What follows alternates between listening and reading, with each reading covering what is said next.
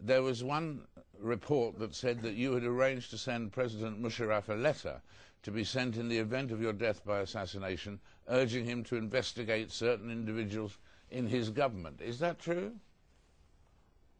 Yes, it is true that I wrote to General Musharraf. I received information from General Musharraf that a friendly country had passed on to them the information that I could be attacked by a gang from the Afghan warlord Baitullah Masood, or by Hamza bin Laden, the son of Osama bin Laden, or by the Pakistani Taliban in Islamabad, or by a group in Karachi. So I sent back a letter saying that while these groups may be used, I thought it was more important to go after the people who supported them, who organized them, who could possibly be the financiers or the organizers of the finance for those groups. And I named 3 individuals who I thought were their sympathizers. Now I understand that I could be wrong and my suspicions could be misplaced, but these are the people that I suspect want to stop the restoration of democracy.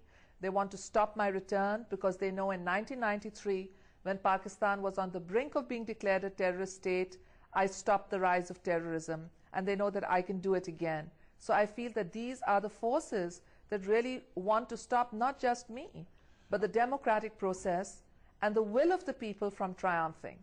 And in terms of these 3 people that you mentioned, were they members of or associated with the government? Yes, well, one of them is a very key figure in security. He's a former military officer. He's someone that has had dealings with Jaish-e-Mohammed, one of the banned groups, with Maulana Azhar, who was in an Indian jail for decapitating 3 British tourists and 3 American tourists.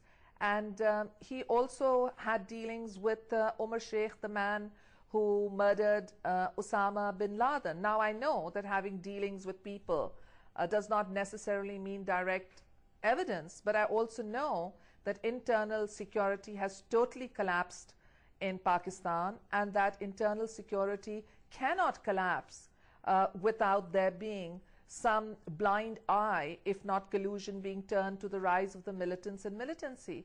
Not only are our tribal areas out of our control, but even the beautiful valley of Swat is now under takeover by Islamists. So I would like to see a Pak-led police inquiry assisted by Scotland Yard or the FBI come in, use their forensic and scientific explanation to find out not only the perpetrators, but the financiers and the organizers of this heinous crime that killed 158 innocent people.